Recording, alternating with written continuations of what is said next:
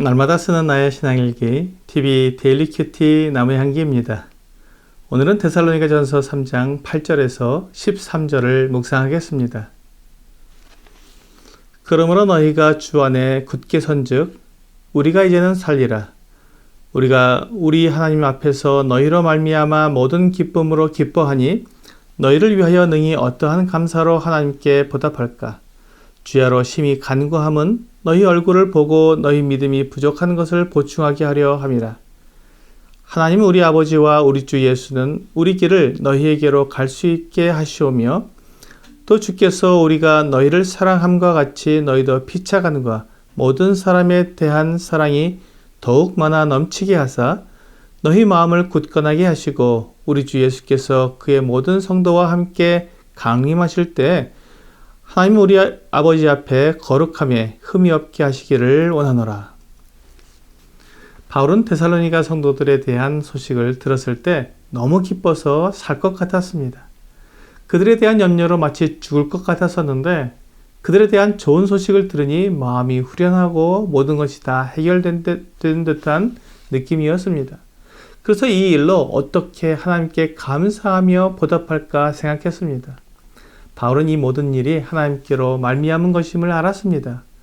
복음을 듣고 믿음을 가진 지 얼마 되지 않은 데살로니가 성도들이 그 모진 혼란 가운데에서도 굳건히 믿음을 유지할 수 있었던 것은 오직 하나님의 은혜라는 것을 고백한 것입니다. 그리스도인들이 언제나 잊지 말아야 할 것이 바로 이것입니다.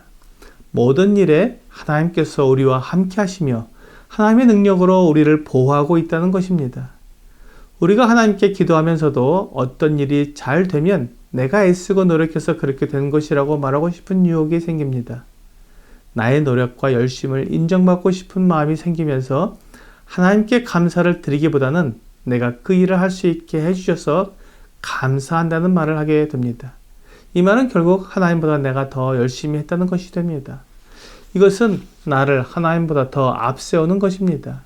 이것이 교만이고 나를 자랑하는 것입니다. 하지만 바울은 결코 그렇게 하지 않았습니다. 어떠한 감사로 하나님께 보답할까? 우리도 모든 일에 하나님을 인정하는 자세를 취해야 합니다. 잠언 3장 6절은 너는 범사에 그를 인정하라. 그리하면 내 길을 지도하시라고 말씀하십니다. 모든 일에 하나님을 인정하라는 것입니다.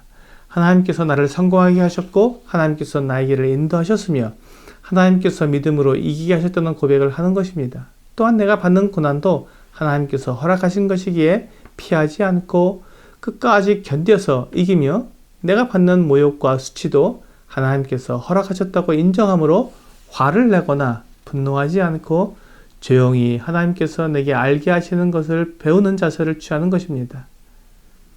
하나님은 언제나 나에게 가장 좋은 것을 주시는 선하신 분임을 믿는 것이 그분을 인정하는 것입니다. 바울은 하나님께 밤낮으로 간구하는 것이 있었습니다. 그것은 데살로니가로 가서 성도들의 얼굴을 보는 것이었습니다. 바울은 그들을 만나려는 목적이 다만 위로를 받으려는 것이 아니라 그들의 믿음이 부족한 것을 채워주려는 것이었습니다. 우리가 성도를 만나고 교제하는 것은 그냥 얼굴을 보고 밥을 먹으며 넋두리를 하려는 것이 아닙니다. 성도의 만남은 부족한 믿음을 채우는 것이어야 합니다. 바울은 구체적으로 하나님께 기도했습니다. 그가 데살로니가 성도들에게 갈 수 있는 길을 열어달라는 것이었습니다. 바울은 자신이 그리스도의 종이라는 것을 결코 잊지 않았습니다. 그가 아무리 데살로니가로 가고 싶어도 그리스도께서 그 길을 허락해 주시지 않으면 갈 수 없습니다. 바울이 어디로 가고 어디에서 일하느냐는 오직 주님의 결정에 달려있는 것입니다. 그래서 그는 데살로니가로 갈 수 있도록 하나님과 주 예수 그리스도께 간구했던 것입니다. 이제 바울은 또 다른 기도 제목을 내놓고 있습니다. 그것은 12절에서 말씀하고 있습니다. 또 주께서 우리가 너희를 사랑함과 같이 너희도 피차간과 모든 사람에 대한 사랑이 더욱 많아 넘치게 하사 주님께서 우리를 사랑하신 것처럼 서로 사랑하기를 위해 기도했으며 또한 데살로니가 성도들이 모든 사람에 대한 사랑이 더욱 많아 넘치게 해달라고 기도했습니다. 우리는 모든 사람을 사랑하지 못합니다. 우리는 나를 사랑하는 사람만 사랑하게 됩니다. 하지만 주 예수님은 원수를 사랑하라고 말씀하셨습니다. 마태복음 5장 43절과 44절은 또 내 이웃을 사랑하고 내 원수를 미워하라 하였다는 것을 너희가 들었으나 나는 너희에게 이르노니 너희 원수를 사랑하며 너희를 박해하는 자를 위하여 기도하라고 말씀하고 있습니다. 우리가 어떻게 원수를 사랑할 수 있느냐고 묻습니다. 이것은 불가능한 일이라고 외칩니다. 하지만 주 예수님은 우리에게 분명히 원수를 사랑하라고 말씀하셨습니다. 그리고 누가복음 10장에서 이웃을 사랑하라고 말씀하시면서 강도 만난 사람을 사마리아 사람이 도와주는 이야기를 해주셨습니다. 사마리아 사람에게 유대인들은 원수와도 같습니다.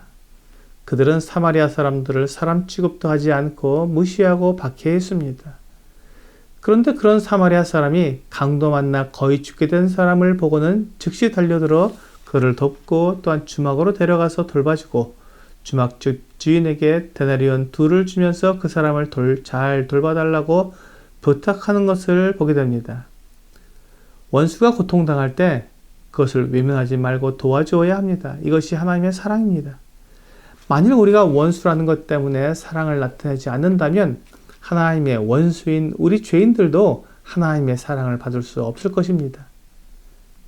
하나님은 원수를 사랑하는 것이 참 사랑이며 하나님께서 그렇게 하시는 것처럼 우리도 원수를 사랑하여 하나님께 영광을 나타내기를 원하셨습니다. 원수를 사랑하는 마음은 우리 자신에게서 나오는 것은 아닙니다. 우리 주님께서 보여주시고 또한 그 사랑을 받은 사람이 그 사랑에 감격해서 우리도 원수를 사랑하게 되는 것입니다. 그러므로 우리가 원수를 사랑할 수 없다고 말하는 것은 맞는 말이지만 하나님의 사랑을 경험한 사람은 원수도 사랑할 수 있기에 먼저 하나님의 사랑을 경험하는 것이 중요하다고 말할 수 있습니다. 우리가 이렇게 모든 사람을 사랑하게 되면 주님께서 강림하실 때 하나님 앞에서 거룩함에 흠이 없게 될 것입니다. 사실 나에게 잘못하는 사람을 미워하는 것은 하나님의 거룩하심과 다릅니다. 하나님의 거룩하심은 모든 사람을 차별 없이 사랑하시는 것입니다. 오늘의 적용 질문을 보겠습니다. 내가 사랑하기 어려운 사람이 있다면 누구인가요? 나를 미워하고 나에 대해 좋게 말하지 않는 사람은 사랑하기 어려울 것입니다. 하나님의 사랑은 모든 사람에 대한 사랑이기에 그렇게 나를 좋아하지 않는 사람도 사랑해야 합니다. 오늘 주 예수님께서 나를 사랑하신 그 사랑을 기억하며 감사하는 마음으로 모든 사람을 사랑하는 여러분과 제가 되기를 주 예수님의 이름으로 기도합니다.